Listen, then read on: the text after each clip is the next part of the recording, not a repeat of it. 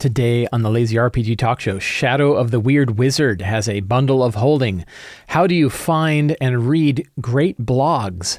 We're going to look at the Mythic Game Master Emulator and the fine work they've been doing for running solo RPGs. How much stuff did TSR and Wizards of the Coast publish for Dungeons & Dragons over the past 50 years? Critical Role has a really eye-opening interview with Professor Dungeon Master on the Dungeon Craft channel. Today, we're also going to talk about the villain's backup plan. What happens when a villain's plan goes awry? What do they do next? And we're going to cover more questions from the Patreon Q&A, all today on the Lazy RPG Talk Show. I'm Mike Shea, your pal from Sly Flourish, here to talk about all things in tabletop role-playing games. Last week for Sly Flourish, I released the article, Use Agnostic Tools. You can find a link to this article down in the show notes. And of course, if you sign up for the Sly Flourish newsletter, you will get these articles sent directly to your inbox every Tuesday. I also read this article and discussed this article on the Readings and Reflections podcast. This is a podcast for Hero Tier subscribers of the Sly Flourish Patreon. You can find a link to the Sly Flourish Patreon in the show notes below. This article was about how to kind of split up the tools that we use to run our games so that you aren't dependent upon one stack, and hopefully that one stack doesn't fall apart and mean that you cannot play your game. So, interesting article. Next week's article on Sly Flourish is Go Easy on Yourself.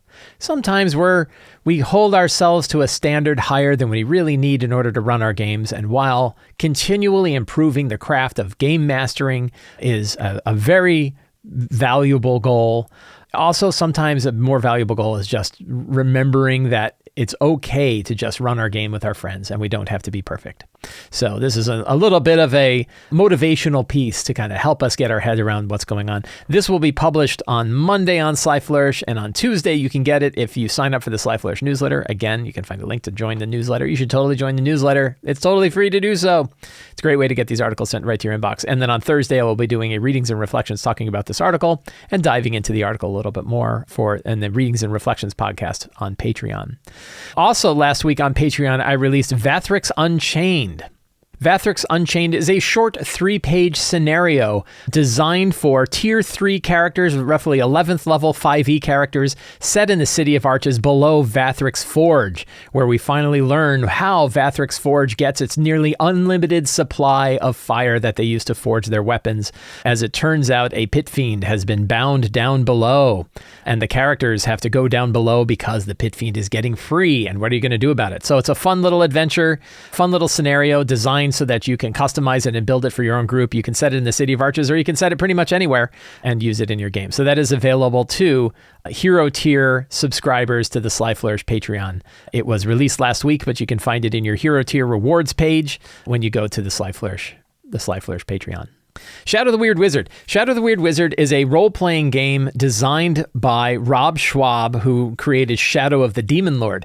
I am looking forward to running Shadow of the Weird Wizard with my Wednesday group when we finish our City of Arches game. I think our plan right now is we're going to finish our 3x5e. This is going to be a 20th level 5e game.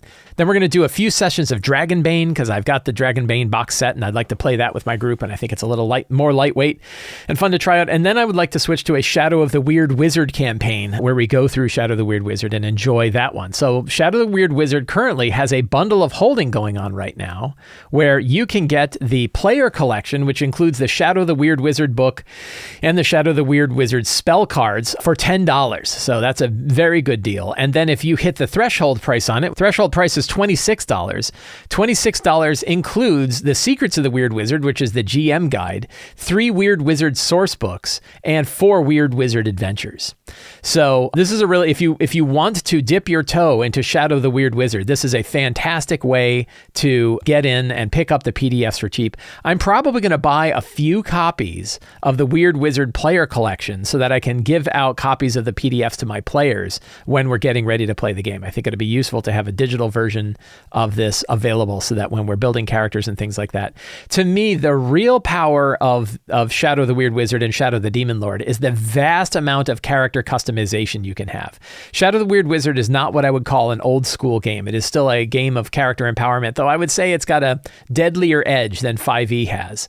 But you have tons of capability. Imagine if all of the subclasses were usable by all classes, and if there was a whole other layer of subclasses that had like 100 and some extra subclasses. You can really build characters out in totally unique ways with this, and also have a fair bit of crunch to the characters that are going on. Looks really cool. Shadow the Weird Wizard, from what I've read so far, is fantastic. I'm looking forward to running a game with it, and I am happy to endorse the Weird Wizard Bundle of Holding, which is available now. You can find a link to it down in the show notes. Fantastic way to get your hands around Shadow the Weird Wizard for not a lot of money. My friend Elizabeth over at Patchwork Paladin wrote a really excellent article about how to read blogs. I love blogs, and I much prefer reading blogs to kind of diving into the depths of social media. And this article talks about how to find blogs, how to subscribe to blogs, and what kind of blog reader you might want to use. I myself, I have a list of RPG blogs. So I actually have a site that I keep up called D&D Blogs, TTRPG blog posts from across the RPG blogosphere. I have a blog roll, which includes a whole bunch of different blogs talking about tabletop role-playing games. A lot of these focus, because the blogosphere really has leans towards old school style articles. So you'll find a lot of old school style articles in here. But a blog roll is essentially like a list of all of the blogs. And you can actually, with many blog readers, RSS readers in particular, include the OPML file, which auto subscribes to all of the blogs. And then you can cut the ones that you don't want to read, and you can add the ones that you do want to read. So this article is a fantastic way to get an understanding of what value you can find in blogs, what tools you can use to read blogs, and so forth. So I think it's really a fun way to be involved in the tabletop role-playing game community in a way that is independent of any like one application or one tool or one social media site or anything like that. I think it's really, really cool. So check out this article, How to Read Blogs by Patchwork Paladin. You can find a link to it down in the show notes. I've been talking a lot about solo RPGs, particularly my solo run of the RPG Dragonbane, which I've really enjoyed. One thing I didn't know is that Sean Tompkin, who made Ironsworn, was actually the designer of the solo rules for Dragonbane. I did not realize that was the case. So that makes a lot of sense, because Ironsworn is a fantastic solo RPG, fantastic RPG that you can play in solo mode. So, and the rules for that made a lot of sense, because I saw a lot of parallels between those rules. It turns out it was made by the same guy. Anyway, one very common set of solo rules that I have heard about for some time, but I have only just started to dig into, is the Mythic Game Master Emulator. And there are 3 links that I'm going to include that are all down in the show notes for the Mythic Game Master Emulator. The first is a guide for solo RPGs.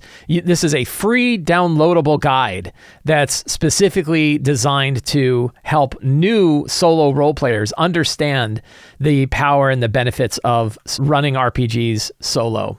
So very cool PDF, absolutely free to download, that talks about how to do solo RPGs, how it works, and what are the techniques that you're going to use to do it. So this is a 16-page guide for solo RPGs that you can download absolutely for free, that give you an idea of what it's like. One of the neat things about the Mythic Game Master Emulator is it's designed to be used with any role-playing game. So if you want to play Pathfinder 2, or you want to play Savage World, or you want to play D&D 2024 or whatever, and you want to run it by yourself, you can sort of lay on the rules of the Mythic Game Master Emulator onto whatever RPG you want to play to give you an idea of how to play in a solo game. So really, really neat idea. Anyway, so that was the free rules. There's also the 1-page Mythic Game Master Emulator, which you can pick on DriveThruRPG. I think it's $3 to pick up. I recommend it.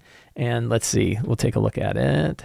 So Tana Pigeon is the designer of the Mythic Game Master Emulator, and this includes a 1-page guide that you can dive into, and that tells you some of the things that you want, including what are when you have different odds of something occurring. And what I like is this exceptional yes and exceptional no idea. This idea that at certain levels there are heavy yeses, exceptional yeses, and exceptional nos on top of just a regular yes, no that you might get from anything else. But lots of interesting sort of tables to roll on. It's all designed to be like a very simple guide. They call it the one-page Mythic guide emulator, but it's actually 11 pages long. But the 11 pages are mostly description on how to do it, similar to what we just talked about with the how do you want to play and what are examples of what you want to play. The layout on this stuff is really fantastic. The design is really, really cool. I highly recommend it. So, and this, if you want to dive into it and you want to dive in for just a little bit of money, $3 gets you this, and it gives you a good idea about how to wrap some solo rules around your RPG. One of the things, the reasons I've been talking about solo RPGs so much is, one, it's really nice to be able to quickly play a solo game by yourself when you've got some time and you just want to try something out. It's a great way to try a system out without necessarily inflicting it upon other players until you've had a chance to play with it. And it's also really, really good GM cross-training. It's a fantastic way for you to kind of get your inspirational muscles exercised so that you have more confidence improvising stuff at your own table, because you're doing a lot of improvisation while you are doing solo RPG work. And that's in a very safe spot because you're by yourself. So you really can't screw up, right? You're not going to embarrass yourself because there's nobody there. So it's a great way to get yourself fired up for better improvisational play for your RPGs where you're playing with other players by trying it out and sampling it and exercising those muscles, those brain muscles, while you're doing solo roleplay work. So I really like it a lot. And I think that the Mythic Game Master Emulator is a fantastic way to exercise those muscles. And then there is the full Mythic Game Master Emulator, which you can pick up. Let's see, Mythic Game Master Emulator. This is a 230-page ebook. You can actually buy print-on-demand versions from DriveThruRPG as well. I will link to this, of course, all in the show notes. And this one dives deep into using the Mythic Game Master Emulator for your games. Includes a really kind of neat idea called an element of chaos. Let's see if I can find it. So deep instructions on how to run it, but this is what I thought was pretty interesting, which is a chaos factor. And a chaos factor is sort of like, changing up the extreme ends of something. So you might have your odds at a certain degree, but your chaos factor, which kind of defaults to 5, but could go up as far as 9 or as low as 1, kind of swing the odds in different directions, depending on, the elements of chaos that you want to add to your game. So I thought that was kind of a neat angle. And then, of course, you will find piles of tables. And actually, the end of the book has a whole bunch of printable pages of tables, charts, things that you can fill in while you're running your game, and the kind of tables that you want to roll on when you're actually running your game.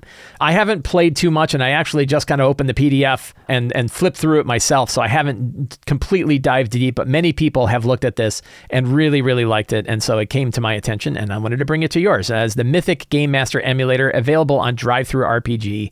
Really, really cool role-playing game wrapper that you can put on any game that you want in order to run it solo. Try it out, stretch your improvisational muscles, have some fun, and enjoy the hobby when it's just you at a table with some dice. So very, very cool. I dig it a lot, and I highly recommend it. There has been a couple of really cool articles published over on EN World about the amount of D&D stuff that has been published over the years. This was published by the EN World writer Echo Hawk, and there are now 2 articles. One of them is about material by edition of D&D, and the other one is material published for different campaign settings. So pretty interesting stuff. And, some of the charts, I'm going to go to the spoiler. You should read it. But here's an example of some of the charts of what was published by type, what was published by edition. If you've been paying any attention at all, you will note that 2nd edition D&D heavily overpublished. This is actually by total page count, I think. This is by product, total number of types of products. And it's very interesting to see, you can kind of tell when 2nd edition D&D went overboard with publishing and published tons and tons of products all throughout the years. And then it's also interesting to see and this is, again, by page count, by edition and by page count, how 5th edition really kind of lowered the level of it over the 10 years that we had D&D 2024. This is all products that were published by either TSR or Wizards of the Coast.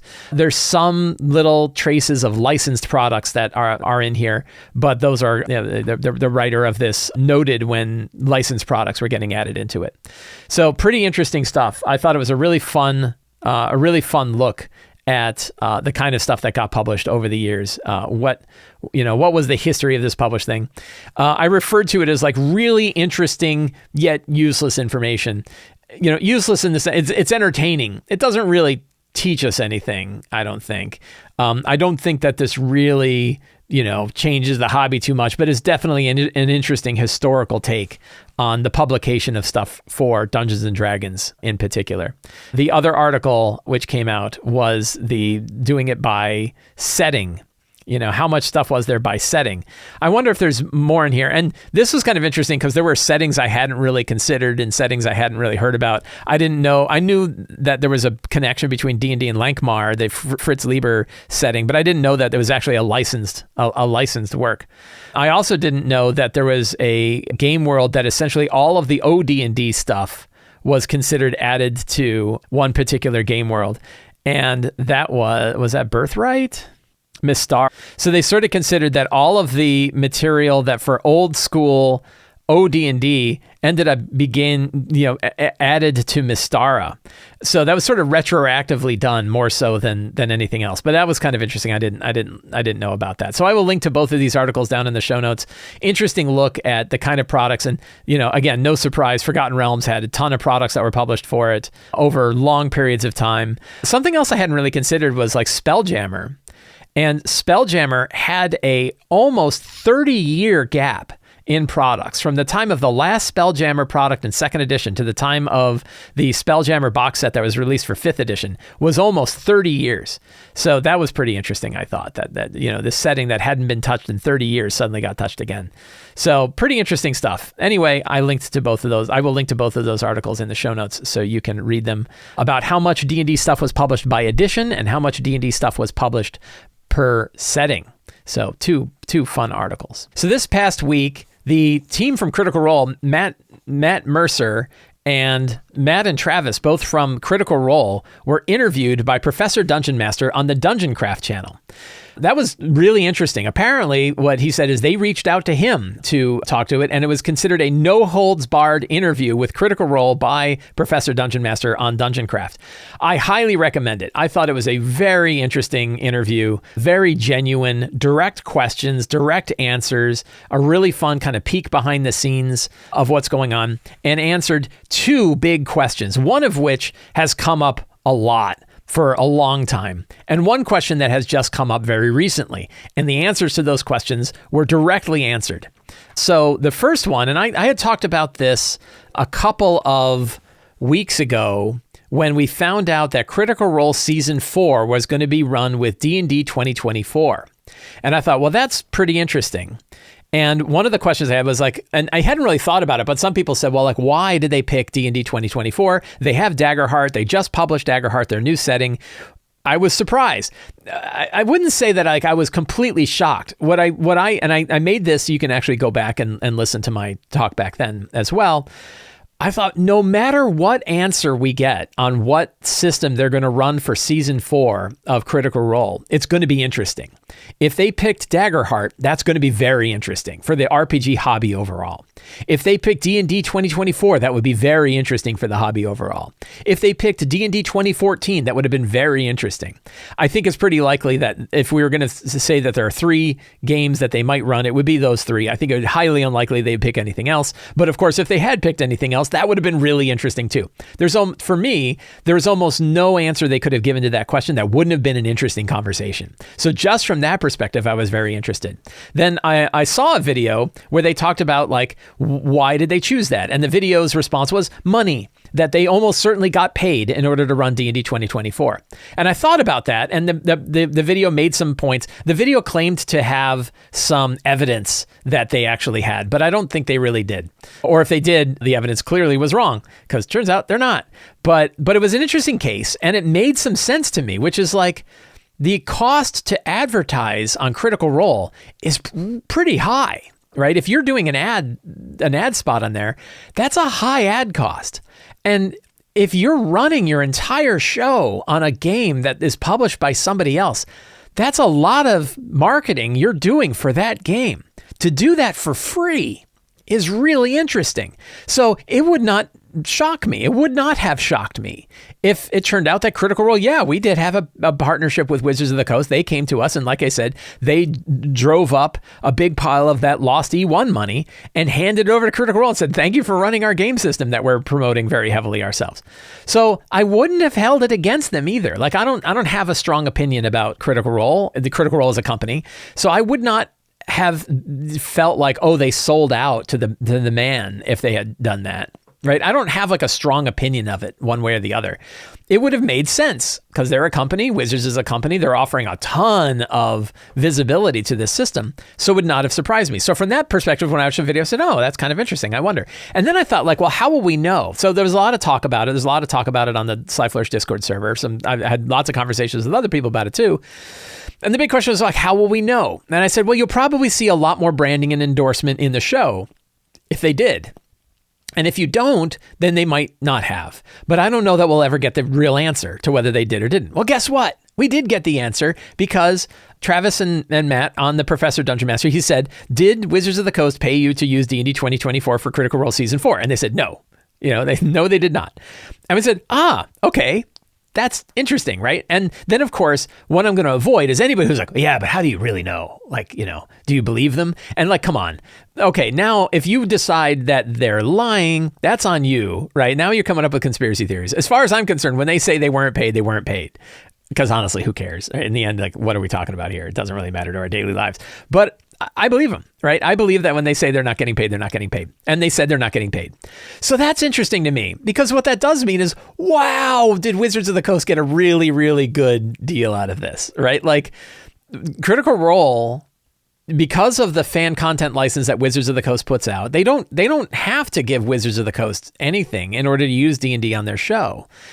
And boy, Wizards gets a huge benefit as far as I can see. Like, and again, I go back and I know it's not like a data-driven sort of thing, but when I think about Gen Con that came up, and the amount of like news and information and stuff that was coming out of Gen Con was so heavy on the Daggerheart side, where you had Jeremy Crawford and Chris Perkins, the two lead designers of D&D, talking about everything other than D&D. They were talking about all of the stuff that they're making for Daggerheart. That was fascinating. And then you had them all on stage talking about Critical Role Season 4 and Brennan Lee Mulligan going to be the new GM for Season 4. And Chris and Jeremy came out in a big Eton suit. It was all about Daggerheart. And I was like, other than the starter set, I wasn't really hearing anything about D&D, right? The starter set was at Gen Con and people were able to play it, but there wasn't really a lot of conversation about what's going on with D&D. It was so heavy on Daggerheart. And what I thought to myself was, they specifically said they didn't mention the system they were going to use for Critical Role Season 4. And I thought that was interesting. And now looking back, of course, it's easy to say, well, they didn't say it because they wanted to keep the attention on Daggerheart at the time. They didn't want to say, oh, by the way, our new season's going to be they're going to be using D&D 2024. They wanted to focus on Daggerheart. They had all that time. Daggerheart's their product. Why not? So now we found out, yes, they are using D&D 2024. And then the question was where they're being paid. My point in all of this is like, I really felt like if Critical Role Season 4 had chosen Daggerheart, that to me would have been a big blow against D&D 2024. Is it going to kill it? No. This is the argument. Oh, you're not going to ever take down D&D, which is probably true, right? I don't know that it would have hurt a lot, but I think it would have hurt.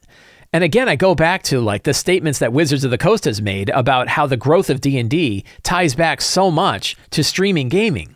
And the biggest streaming show is Critical Role. So for them to transfer away from it would have been, I think, a bad blow. I think if I were in Wizards of the Coast, I would see that as a bad blow. So then when they found out, no, they are using D&D 2024, I would think like, oh, what a huge breath of relief over at Wizards of the Coast. Oh, thank God. Like they're still using D&D. Whew.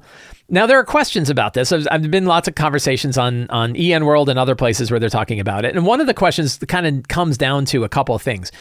Do you think that this is a better deal for Wizards of the Coast, or do you think this is a better deal for Critical Role? Or is it basically even, that both of them are getting the benefit from the other?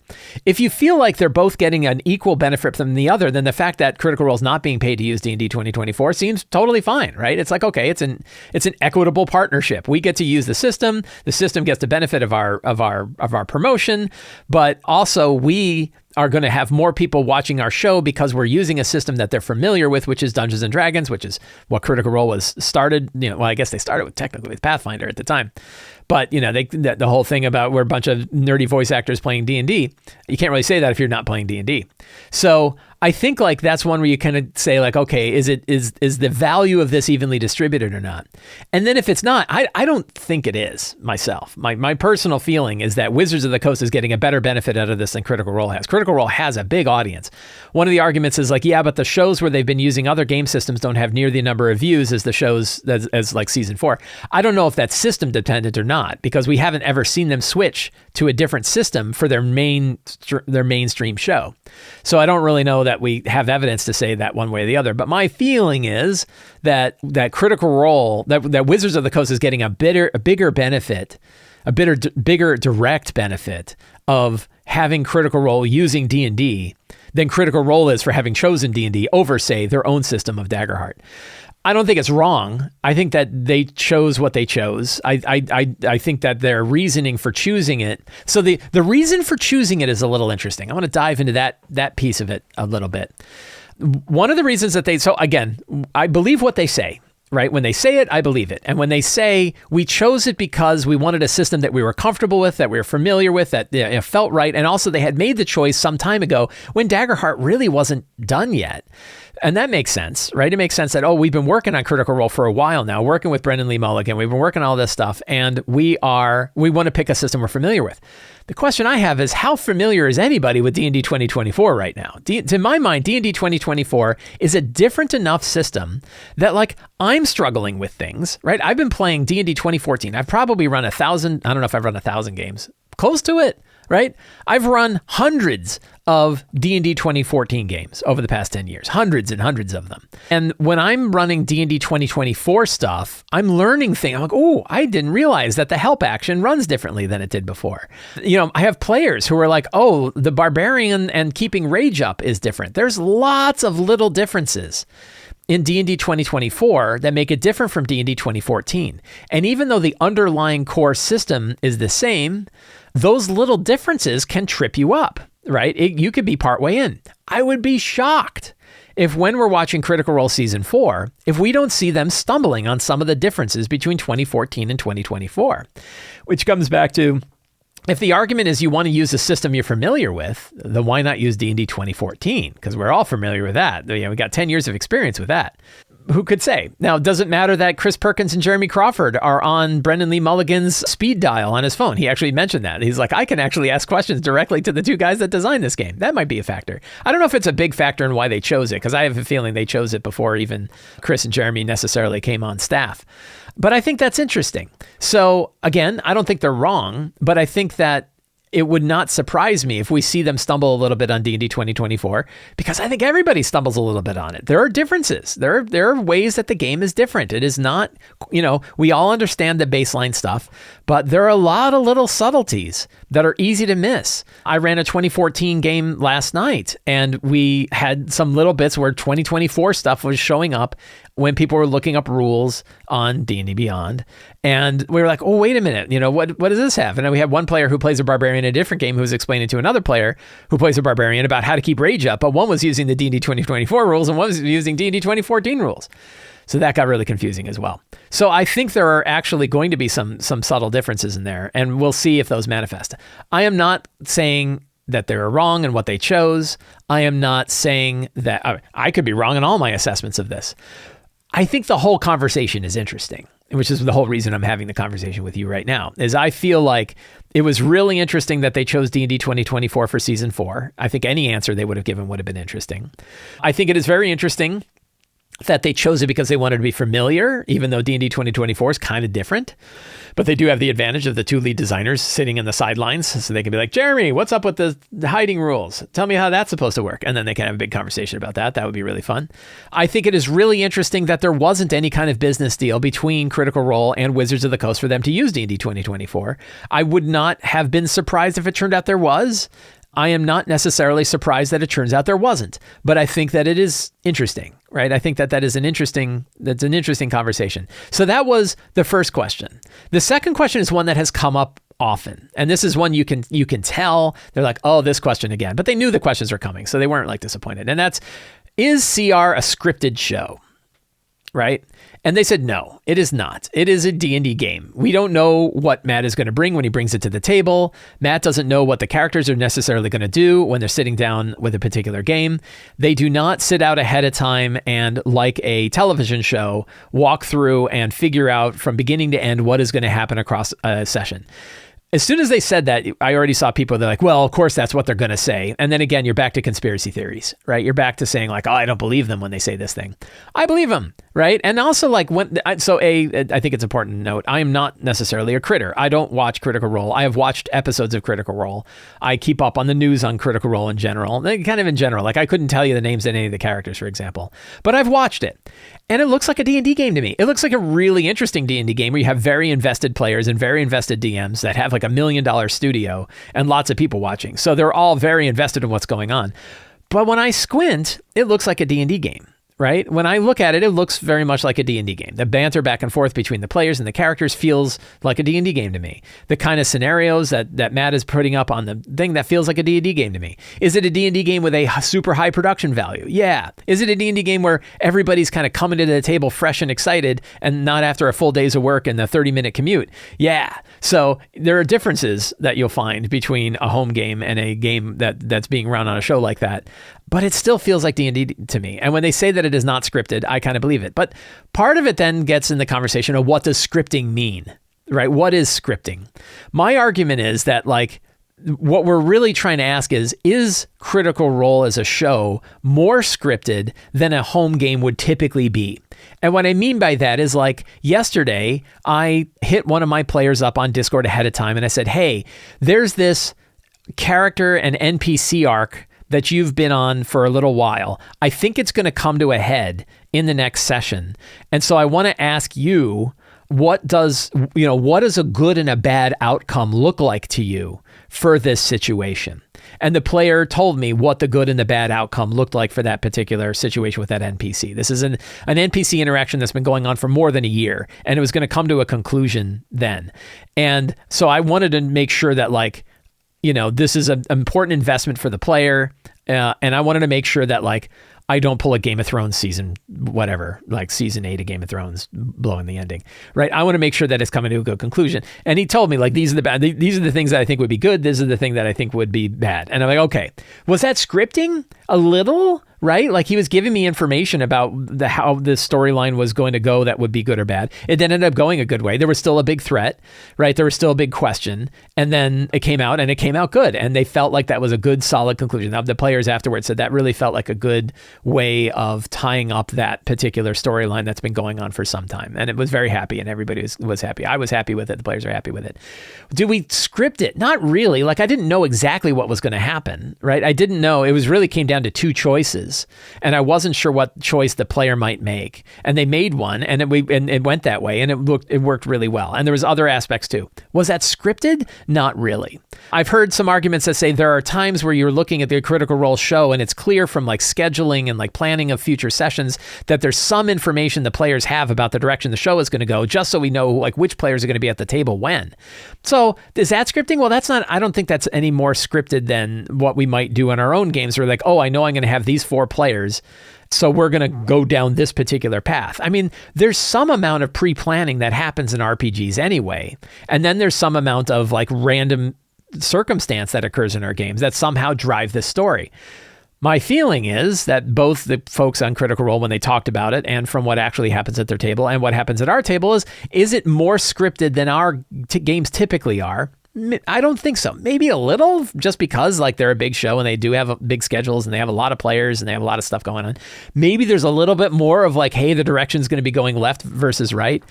But I've watched a few of these shows, and when I watch it, I don't get the feeling that like they've pre-planned this. Now, I think you're going to get some people who will never believe that they're not scripting it. They have hung on to that conspiracy theory. It doesn't matter what they say. They believe, oh yeah, they're actually in a secret dark room going down the script from top to bottom of what this game is going to look like and what direction they're going to have.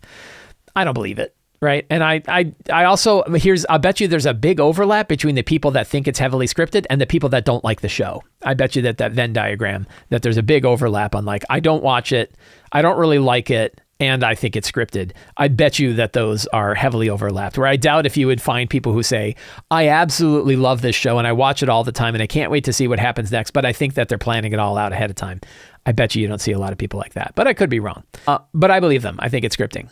The other part of the video that I thought was really fascinating, this was actually the majority of the video, was talking about Matt Mercer's prep for the game. One of the elements that I thought was really funny that he talked about, which kind of led towards they're not scripting the show, is the fact that Matt has a big locked closet with a bunch of racks in there of like 2 foot by 2 foot Dwarven Forge builds that he's never used, right? And that they're sliding these things in there, and he builds out a bunch of stuff and sometimes they never come about. And Travis was saying that sometimes he peeks in there and sees these things and he goes like, oh, and they're things that never actually hit the table. So I thought that was pretty funny. But Matt talks about his prep. PDM asked him like, hey, how far out do you do your prep? How many sessions out is your prep? And he goes, 1. Like I only know the next one because I have no idea what they're going to do after that one. So there's no point, there's no value in me doing prep beyond the next session. So I thought that was pretty interesting, right? I thought, that idea that he does our prep like we do our prep, which is you prep for the next session you're going to run because that's the session you actually know about, and what you know in the future, who's going to know. But one thing that really came out from watching the video, and if you're interested in this topic at all, I definitely recommend you watch the video. It is a really interesting time. It's a really good time, good questions, good answers. And the thing that really jumped out to me was just how genuine they all are, right? Like it's very clear these guys just like D&D, right? They like RPGs. They're enjoying what they're doing. They talk about some of the business. They talk about like, oh yeah, I now have people that help me kind of paint the terrain because I don't have the time to paint it anymore. They talk about how busy they are, but they're not kind of in the weeds of the business. They're really like, they're just talking about the game, and they're talking about like the players getting together with their secret plans and strategies. And then they all shut up when Matt walks in the room. I've done that, right? I have it where like I go out to get something from the refrigerator and there's a bunch of chatter in the other room and I walk in and they all shut up and stare at me. Like that's something that's happened in my games. So I really feel like the answers to the questions were genuine. For me, they answer, like the scripting question was never one for me. I looked at it and I felt like, no, I don't think I don't believe it's scripted. It doesn't look scripted to me. It looked like a normal D&D game to me. It looked like a high-end D&D game, right? It looked like a game where you have a lot of invested players who aren't looking at their phones, who haven't just had a full 8-hour workday or 9-hour workday plus a commute time across, DC traffic. That they're all clearly energized to be there. But it still looked like a D&D game to me. The question of whether or not Wizards paid them to use D&D 2024 or not was an interesting one to me. And I was glad to see, hey, we got an answer on that. So I thought that was really interesting. But I really enjoyed the video. I thought it was a fascinating look at kind of, what the scenes are like what things are like behind the scenes of the most viewed D&D games in the planet. That's really interesting. Now, one thing, and I've heard that there are videos like this. I really want to know more about Brendan Lee Mulligan's preparation and what he's doing for it and what his prep technique is like and how he approaches the game. I think that's going to be really fascinating. So I still don't think I'm going to manage to squeeze 5 extra hours into my week to be able to watch the show regularly, but I really want to kind of be on the sidelines and look in the periphery and just kind of see what this game is like, because I think that is going to be really interesting. So I highly recommend the video. I thought it was really, really interesting, and I hope you'll give it a look. What happens when a villain's major plan falls apart? Do they quit? Right? Do they kind of become, consider their life choices and go off and do something else? Or do the villains have a backup plan? Today, we're going to take a look at the villain's backup plan. This is part of a consideration that I often keep in mind, which is brittle quest models. There are a few common quest models that GMs focus on and published adventures focus on that when you scrape beneath the surface turn out to be very fragile, that they can break easily, that if the players decide to do one thing, then the whole thing kind of falls apart. And I will give you an example. An example is one that I refer to as like the 3 of 5 keys quest model, which is a resilient quest model built on a brittle premise. So the brittle premise is typically The evil villain is trying to open a door to an evil realm, right? An evil villain is trying to open a door to hell, and you have to stop the villain from opening the door to hell. The door to hell has 4 keys required. So then you think the villain is going after the 4 keys. The players have to go after the 4 keys. Whoever gets the 4 keys first, they win. Except it turns out that's not how it works out. If you only need 4 keys, if you need all 4 keys, all the players have to do, all the characters have to do is get 1 key and make sure that that key is either destroyed or make sure that that key can never be found again. And then the villain's quest is over because you needed all 4, right? This kind of quest model, which I refer to as an all or nothing collection quest, right? The fragile quest models I call an all or nothing collection quest, typically occurs when a quest requires all of the things to take place. A very common one is the Rod of 7 Parts. The Rod of 7 Parts is a powerful artifact that is part of D&D lore from as far back as like 1996. And a big summary of the Rod of 7 Parts is that there are these parts of this rod all over the place, and people are trying to bring these parts together to form this powerful rod, right? The problem is you need all 7. There are only 7 parts, and you need all 7 parts. And if you have 6 parts, you don't build the thing. And if you manage to have 1 part, you can prevent everybody else from building the thing. That is kind of a built-in fragility into any sort of quest about putting together the Rod of 7 Parts. Now, the quest can work as long as no one else is going after the piece, right? If you're like, hey, the characters need to put together the Rod of 7 Parts, and those parts are all scattered across wherever, then you can run a quest where the characters have to go and find all of the rods of 7 parts. And maybe a couple people have picked up a couple of parts. But essentially, if your villain is trying to put together the Rod of 7 Parts, and the players are trying to put together the Rod of 7 Parts, somebody's going to get screwed the minute only 1 part has been discovered by the other group, unless you're going to go somehow attack them. And that is another sort of commonly done approach is the villain, the GM has to come up with a reason for the villain to somehow get the part that the characters picked up to bring the threat back again. That usually sucks. It usually makes players very angry when the thing that they bothered to get and that they did some powerful way of making sure no one could get that thing and then somebody got it anyway, that kind of sucks. So that's not a great approach. So one of the solutions to the Rod of 7 Parts is what if there are 11 parts and you only need 7? Right? That there are actually multiple parts of the rods out there. There are duplicate parts. The rod actually has many parts. And now the groups can go and scramble. And whoever it is that gets to 7 first, they're the one that's going to be able to build the rod, right? And now it becomes a bigger scramble for more pieces because 1 piece alone can't stop everybody else. You would need to get 4 or 5 pieces before you're able to prevent anybody else from getting it. By the time you have 5 pieces, getting 2 more is usually not that difficult. So that's an example of how to take the brittle all or nothing collection quest and do it another way. But this hits a larger question, which is when villains have a plan and the characters thwart their plan, what do they do? Right? What do they do next? So I sat down, I've had this problem numerous times. I've come up with solutions for this problem in different ways. And what I did is I sat down. I actually spent the last couple of days. I was out of town, walking in the Shenandoah Mountains and thinking about what are villainous ways, what kind of quests can villains go on when their main quest fails. What do they do then? And rather than come up with like 1, I said, let's come up with 20 villainous backup plans. What are the backup plans? What are the things that villains will do when their main quest begins to falter, but they still want to accomplish the thing they want to accomplish? And you can think of each of these like a model, right? They're all sort of an example. And so they're not going to fit directly with your own story and your own quest.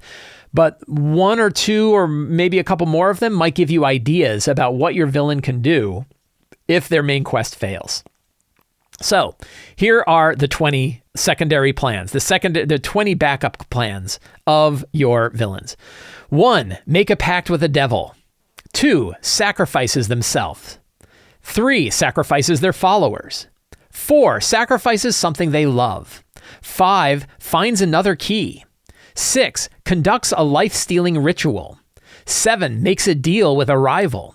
8, digs everywhere. 9. Goes after something the characters love. 10. Allies with a more powerful being. 11. Creates a fake key. 12. Moves at a faster pace. 13. Takes a big risk. 14. Digs a new entrance. 15. Attempts to destroy the thing. 16. Seeks an alternative route. 17. Goes after an alternative artifact. 18. Infiltrates through a parallel world. 19. Sends in an army. And 20. Seeks the forbidden way. So a big part of these secondary plans is that the villain doesn't usually want to do these. They would like to succeed with their first part of their plan. You can also tell that these are kind of aiming for different things. In some cases, these are the, like, you're trying to get into a location, and it requires some way to get into the location. And the players have figured out how to stop the villain from getting into the location using one method. So they're finding another way to get into the location, like seeking an alternative route, or infiltrating through a parallel world, or digging everywhere. So one model for this that I really liked is Raiders of the Lost Ark. I think Raiders of the Lost Ark is the best movie ever made. No, I'm sorry. Raiders of the Lost Ark is the best movie ever made. That's a quantifiable, objective truth. Sorry, if you don't agree, I'm sorry. You'll just have to do more research. And in Raiders of the Lost Ark, they have this problem, right? Which is everyone's trying to get the Ark. There's only one item that can tell you where the Ark is, and that's the medallion. Marianne has the medallion, right? And Indy and Toad both want to get the medallion.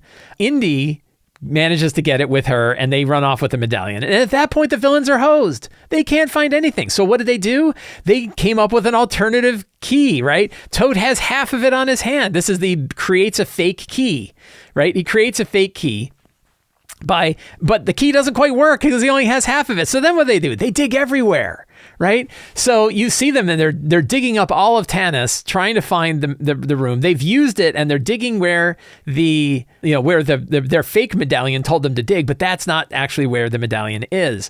So you can tell that during the writing of Raiders of the Lost Ark, they thought to themselves, well, wait a minute, if you only need the medallion, if your whole goal is to ensure that the Nazis don't get the Ark of the Covenant, the best thing you could do is make sure they can't get the medallion. You get it and you throw it in the ocean, right? You fly and you throw it in the ocean. No one will ever get it, and they'll never get the Ark. Except they still could, right? Because they'll just dig up all of Tanis until eventually they find it. They just hit with manpower. And if you look at a few of these, sending in an army, digging everywhere, finding an alternative entrance, building a fake key, right? They hit on a lot of these in order to try to get the Ark. There's another fragile model, by the way, and that one is this is the Wayne Gretzky fragility, right? The Wayne Gretzky fragile model, which is, you know where the puck is going to be, right? The famous Wayne Gretzky quote, and I don't skate where the puck is, I skate where the puck is going to be. And the answer is, if you know the villains have to go to a certain place and they need all the keys in order to open. Let's say we're going back to our door to hell, right? And the villains are trying to open up the door to hell, and they're all getting the keys. You don't have to go after any of the keys. You can just go hang out at the door to hell and wait for them to show up and kill them, right? That idea, if you know where they're going to be, you don't actually need to do the rest of the quest. Right? You can actually let them do all the work. And I've had quests that are like this, where you see the big door that needs to be opened. Maybe both groups need to get there to open up the door. And all one group needs to do is wait for the other. And it's very easy to do this from a villainous perspective. And this is a very common trope of where the characters show up, they get the thing, they go out, and then the villain is there. This, again, going back to Raiders of the Lost Ark, right? Like, Indy will be the one to have to go through that stupid, the stupid trapped place in order to get the idol, while Belloc just hangs out outside and waits for him to show up with the idol. And by the way, he speaks Havidos, so he's able to get all the guys on his side, right? That is the very common example of the villain waiting for the hero. But I've had it go the other way, where my players, who are very smart, said, wait a minute, we can just wait for them to go do all this work. We don't have to go do the work. We could just wait here. And I had to change my whole campaign around on the idea that the characters were waiting at a location for the villains to show up, which could be really boring too, right? It's to be like, well, you spend 4 days while the villains and the villains show up and they have all the keys. it kind of circumvents a lot of the adventure you want to do. So that's where you have things like, well, it turns out that you can't just camp the door. Maybe you don't know where the door is, right? Maybe only the person who actually gets the keys actually can find out where the door is. This is something I did with the Key of Worlds arc. Maybe sometimes they're going to find another way in. So it's not the door that they're interested in, but if they're able to infiltrate through a parallel world or able to find an alternative entrance, then you can't just camp at it, because now there's multiple pucks, right? There's multiple ways that they could get in. Now you need to get in there and get the thing. You have to go in and get the arc before they do, because eventually they'll get it. They'll burrow in a tunnel from the side, right? They'll get in through an old tomb, right? So you can't just like wait at the front thing and like, I'm going to wait for the Nazis to show up, right? No, you actually have to go and get the thing, right? So these are some of the things we need to think about from our villain's perspective, right? We need to think about like, what is our villain going to do to ensure that they are still remaining a threat. They're still accomplishing their goal, even if the main thing that they were doing starts to fail because the characters got involved. And I really like the idea of like, they have to sacrifice something. You know, I talk about sacrificing themselves. Like, what if they have to, like, what if they're a living being and they say, the only way that I'm going to be able to get in this, I have to literally die and be reincarnated as something else. Or I have to like, you know, strip my soul from my body and become an undead horror. And that's the only way that I can get the power that I need in order to do the next thing. But what if they have to become a ghost so that they can float through the wall so that that's how they can get the thing? Sacrificing their followers is another one. What if like, yeah, it turns out that in order to open the doors of the Black Cathedral, I could power up all these monoliths, but if the monoliths fail, I can find my power elsewhere. That power can come from the channeling of the souls of my followers. So now I'm going to lose all my followers, but I'm going to be able to get that energy anyway. There's usually ways in the story that we can kind of manipulate the story so they can sacrifice something else, sacrificing something they love. This is the Thanos throwing Gamora, spoilers, you know, Thanos throwing Gamora off the cliff so he can get the thing, right? He has to sacrifice something that he loves in order to get the stone. The Infinity Stones are a good example of like, all you have to do is get one Infinity Stone and make sure Thanos can't get it, and then he can't finish his thing, right? So, you know, and they tried it. They were like, oh, we'll have to destroy it, but they waited too long and it didn't work.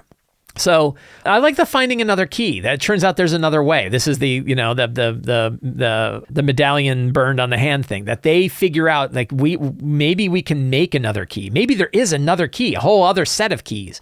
And if we go find those set of keys, we don't need the first set of keys. And now there's this scramble of who's going to get there first, which I think is a powerful way of keeping your storyline resilient by realizing like, we're never going to be able to collect enough to be able to stop them from doing it. We have to get there and we have to do it faster than they do. That ties things up. So I think there's a lot of ways. Anyway, I will paste this list into the show notes so you can see this. It's also going to be an upcoming Sly Flourish article where we'll talk about these villainous backup plans. But I think it's an interesting way to kind of think about our game. It kind of hits a trick that I think a lot of GMs eventually hit, which is you think up this storyline that was like a good idea that seems like it makes sense. And then you realize, like, as soon as you put it in front of the players, they figure out the hole in the plot. And the hole in the plot is we actually don't need to get all the keys. We only need to get one of the keys. And we'll just let them collect all the others. Or we don't have to collect any keys. We can just go to the door and make sure they never get in. Or, you know, something like that. So there's lots of times where we have brittle quest models that require the characters to do something. Of course, to me, the most brittle quest model that I've talked about is the villainous betrayal, the NPC betrayal. What if you find out that the guy who sent you on the long quest in order to get all those things, and turns out they're a bad guy? What if the players figure out they're a bad guy right away? And they go, I'm just not going to do it, right? I'm not going to do it. Well, a villainous backup plan is they send someone else to do it. They've already sent someone else to do it, right? You now realize like, oh, they asked us too, but they've already asked somebody else, right? So what is the backup plan the villain has on the assumption that the characters figure out what's going on early? I think that is a important question that we can ask. Every quarter on the Sly Flourish Patreon, we have the Patreon Q&A. I post a new thread every quarter. All patrons can ask an RPG-related question each month. Every Friday, I go through and answer all of the questions that are posted there to the Patreon Q&A. And some of those questions I bring here to the show so that we can dive into the topic a little deeper. Today, Woody asks, I am starting a new 13th Age campaign. I plan to tell the players their DCs and ACs before they roll, and maybe even the monster hit points if low. Playing Dragonbane, I've noticed that players, when they can decide on success or failure themselves, are more inclined to describe their character's actions in a fun and creative way. Are there any drawbacks to doing this? I don't think so. I think it is very GM dependent on whether you want to expose DCs. I have been leaning towards showing DCs and ACs more often because I also like it. I like the players to know what they're going against.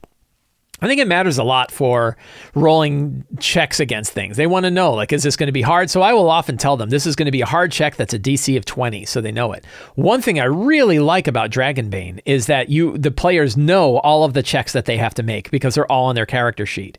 There's no armor class for monsters, right? Monsters have armor for damage reduction, but there's no check that you're going against. The checks in Dragonbane are your own skill check on the sheet. So you immediately know whether you succeeded or failed at something. And I think that that's a really powerful way to run the game. I think it's a really neat way to run the game. And I think the close way we can get to that in our fantasy D20 games where, and more kind of the modern 3E and above, where you have roll a die, add a modifier, and check it against a difficulty class.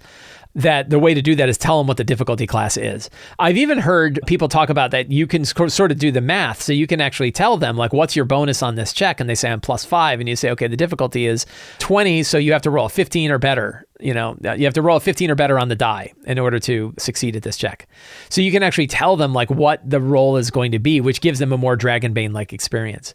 You bring up an interesting point, which is that the players are more inclined to describe their character's actions. I don't know that I've seen that. I wouldn't say in the times when I've told people what the check is, so they know whether they succeeded or failed on the roll, I don't know that I've seen them stay more in the fiction because of that. I think that asking them what it looks like in the world has a far bigger likelihood that I'm going to understand more of what they are going to, what they're actually going to do in the world than anything else. So I think that that's really interesting. If it's working for you, then that's great. And I really don't see a lot of drawbacks. There are definitely some GMs who like to hold their cards closer to their chest. They're like, well, I wouldn't want to expose a DC that the characters would not know. But I was thinking about it, and if you're fighting a knight in armor, their AC is high. You might as well tell them, yeah, this guy's got a 20 AC, right? Or this guy's moving really fast. Or this big zombie, this big blubbery ogre zombie has no armor and can barely move. The AC is 8, right? I usually don't have any problem telling them AC. I've certainly not seen the game take a detrimental course because they know the armor class ahead of time. I think that works. What's interesting is because I've been using the luck mechanic from Tales of the Valiant in my 5e games, I often tell them that anyway, because they'll roll a 13 and I'll say, like, do you have 2 luck points? And they'll say, yes. I go, if you use them, you'll hit. And then they go, okay. And now they know it's a 15 anyway. So I think in like Tales of the Valiant, you're sort of intended to kind of tell them what it is. So they're not wasting luck points trying to get higher on a roll when they don't know what the actual check is. How lame would it be if you spend 2 luck points to try to add 2 to your roll and then you still lose and you've lost the luck points too? That seems to go against the value of luck points as a motivator to say, hey, yeah, I rolled poorly, but at least I got a luck point. Which, by the way, I heard in my game yesterday, somebody said, yay, I got a luck. They rolled and they failed and they go, yay, I got a luck point. And they were like, wow, they're happy to get the luck point even though they failed to roll. I'll tell you, the luck mechanic is a really, really good mechanic for 5e games. So Woody, I hope that answers your question. I think the short answer to your question is I don't see any real drawbacks. I think that works. And if it's making your players more creative, I think that's great. For other folks, I think like taking a look at how Dragonbane does things is really cool. And try it. Try throwing some of the DCs and ACs out in front of your players and seeing how that feels to you.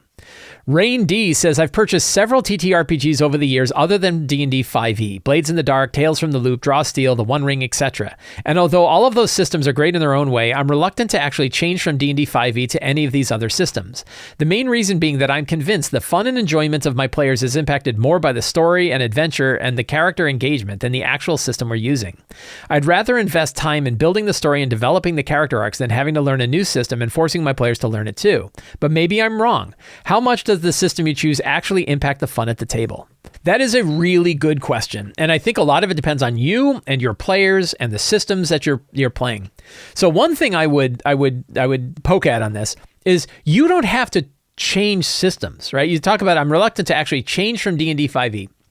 You don't have to approach it as the, hey, everybody, we're quitting D&D 5e and we're all switching to Tales of the Loop from now on.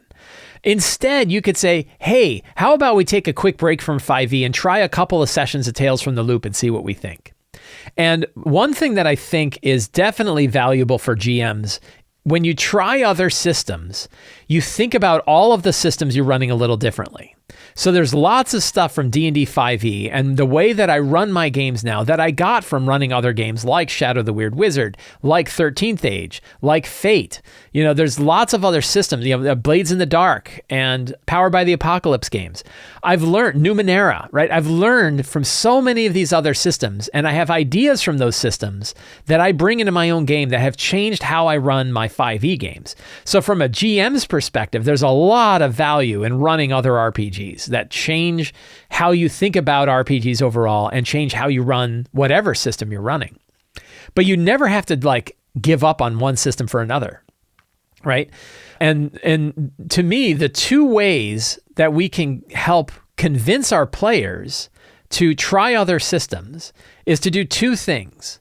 One is explain to them what the benefit of this system has over other systems. I had a player who asked me, I said like, hey, I think I'd like to try a few sessions of Dragonbane once we're done with our D&D 5e game. And he said, give me the elevator pitch on Dragonbane. Why would I want to play Dragonbane over D&D 5e? Like, what does it have? And I said, far faster task resolution. You know the numbers that you're rolling against when you have them. But I started with the other one, which is Duck People. It's got Duck People. And he was like, Duck People? And then I looked at my other player, was like, Duck People. Yeah, I'm on board. I'm on board with Duck People, right? So I had 50% of the players at my table. There were two players at my table at that time. And then one was like totally on board just by hearing Duck People. And the other player was like, I don't know about Duck People. But then later he's like, I think I really enjoyed having a duck person. And this other game I played where I had a duck person. So, you know, that Duck People was number one. But the other one was explaining like the much faster task resolution, you know, rolling on it. Armor as damage reduction was something that he said, yeah, that makes a lot more sense that your armor actually reduces the amount of damage you take and isn't just a hit or miss mechanic. So by explaining a little bit of the mechanics, the players are like, oh yeah, that makes sense. But you want to explain it from the point of view of what benefit does a player get from running these games? Like, why would they want to play Dragonbane? And an easy one with a lot of games over 5e is speed of play. That, you know, things are going to move a lot faster. There's action mechanics are, task resolution happens a lot faster. You know, the game moves quicker. We're all going to get more done when we're using a more lightweight system, particularly one where you know the role that you're getting, you know the skills that you've got. It still has a lot of intricacy in the capabilities that your character has, and yet still has that faster task resolution. Was something that I saw done. But then the other big way to sell the game was to say, and I only want to try it for a few sessions. I'd like try it for a couple of sessions and see how it goes and see how we feel about it. Right. And that way they're like, the commitment isn't high. If we all agree, and the truth is we may all agree that, you know what, we like the deeper, richer mechanics of 5e over the kind of the faster task resolution and skill-based approach of Dragonbane. We like characters that level up. We like to see our characters gain significant power increases with each level, which you don't really get when you're playing a game like Dragonbane. You know, it takes a lot of work to get 2 extra hit points in Dragonbane. They might, that it works a lot better when they know we're just trying it out. It's not the main thing. And that's true for you too. You may try all these games and go, like, I tried the One Ring. It was cool. I kind of liked it. I don't know how into the Tolkien lore I was, but I really liked their travel system. And I'm going to take elements from the travel system and bring it in my 5e game. And they did a whole book about bringing the travel system from One Ring and bringing it to 5e. So there's ways you can do that. So, but there's another point in your post though, which is sometimes you feel like they're really focused more on the story and the adventure and character engagement than the actual system. I think this could be true too. I've gone to conventions recently where I played like 5 or 6 different role-playing games over a few days. And one thing that occurred to me is, like, particularly for like these one-shot kind of games, when I squint, they're all kind of the same game. It really doesn't matter that much. Now, there are some games, and I would say, like, you can tell when you're playing like a lightweight game like Shadowdark and you're playing a heavyweight game like Tales of the Valiant, that they feel different at the table. They feel significantly different at the table. And some players like one over the other. Some players want the extra crunch, the extra stuff that you're doing with Tales of the Valiant. They like that stuff. Other people like the faster, lightweight kind of mechanics and knowing that we're getting more done in the story. But really, like, from an outsider, from somebody who wandered up and watched your table, who didn't know what role-playing games are, they're not going to tell the difference between one and the other, really, right? They're going to feel that they're pretty similar. So if you feel like your players they understand 5e, they're not super interested in trying another game, and you're having fun with it, you certainly are under no obligation to run anything else. But instead of saying, like, we're going to switch completely away from D&D 5e and now switch over to Draw Steel completely, better might be, hey, let's try 4 sessions of Draw Steel and see how it goes. Like, we'll have one session where we're kind of building characters and maybe a short adventure, and then we'll have 3 sessions where you go on a small adventure and see how we feel about it, which is kind of what I want to do with Dragonbane, right? Like, I want to run like 3 or 4 sessions of Dragonbane and see how we feel about it. And then I want to go try Shadow of the Weird Wizard and do the same thing. And we might decide, you know what, we've done all of these. I think we want to go back to running D&D again. And that, I got lots of games that I could run with D&D that I feel it would be really fun. So I don't worry about it, but I want to see like what I feel like and what my players feel like and how that goes. Ala Joven says, I was listening to your Lazy GM talk show on the week of 12/25/18, where you mentioned the Tales of the Valiant starter set, and it got me thinking. As a 5e player GM, how do you use those starter sets with an experienced group? I love the ideas, but since my players are already playing a 5e variant, how would you use it? Would you make the players create new characters or always use the pre-gens? Do you incorporate the adventure into a larger campaign, or use it only as a standalone storyline? So there's a lot of questions, but I get it. It's all around the same thing. So one thing is, just because you have experienced players, starter sets are still really fun. And that's because when it comes down to it, the adventures that are inside starter sets are pretty much like any other adventure that you'd have. They're usually a little simpler, and they're kind of designed to help new GMs understand how things go. But I guarantee you, if you pick up like the D&D starter set or the Dragonbane core box set and run the initial adventures that are in there, even if you're experienced in them, you're going to enjoy them just as much as if you were a brand new player. And that's because the real joy from the game is what's coming from you and your players as you're playing. It's not necessarily the material that you find there. A decent adventure is going to give you everything you need to run a fun game, whether you're in a brand new group or an experienced group. But as far as like using a starter set, yeah, one way to do it would be you take a break from your main game and you use the characters that are inside the starter set. That's probably what I would do. So like I now have the D&D starter set. I've run it a couple of scenarios with it so far. But if I find a time where we only have like 2 or 3 players and we don't really have a full group, I'm probably going to whip that thing out and we're going to use that and play that instead and sort of treat it like the board game that we hit when our main campaign can't go on. But I don't think I would try to bring older characters into the new one. You certainly could. Like, there's no reason you can't use them like any other published adventure and strip them for parts and drop those parts into your own campaign as you're running it. You could absolutely do that. That's the value of a lot of the material you'll get, is you can take them and run with them. But if I wanted to get a feeling for a starter set, I would probably go with the pre-gens that are inside the starter set. But you certainly don't have to. You could have people roll up new characters. You could have people use existing characters. You can strip them for parts and use all those parts in your games. There's lots of ways to get value out of them. But the main thing is that I think starter sets with experienced groups work just as well as any other way, because experienced groups bring the same kind of fun to their game. And starter sets at their core are just fun RPGs. It's one of the reasons why Lost Mine of Phandelver was one of my favorite adventures in the last 10 years. I've run it so many times, and yet it's a really good adventure that's got a lot of stuff going on. Same with Dragon of Icespire Peak. I really like Dragon of Stormwreck Isle, both starter set adventures that I really enjoyed. So I think that there's a lot that you can get from them. Friends, I want to thank all of you for hanging out with me today while we talked about all things in tabletop role-playing games. If you enjoyed this show and you want more stuff like this, please consider subscribing to the Sly Flourish newsletter. It is absolutely free to sign up. You can find a link down in the show notes. You get an RPG article sent to your inbox every Tuesday, and you get a free adventure generator for signing up, totally free to sign up. You can also join me on Patreon. Patrons get access to all kinds of tips, tricks, tools, adventures, scenarios, a dedicated podcast, access to our awesome Discord community, and help me put on shows like this. It's a really great way to help support all of the work that I do and get some really cool stuff in the process. And you can pick up any of my books, including Return of the Lazy Dungeon Master, Lazy DM's Companion, Forge of Foes, City of Arches, and more at the Sly Flourish bookstore. Links for all of those are in the show notes. Thank you so much. Have a great day, and get out there and play an RPG.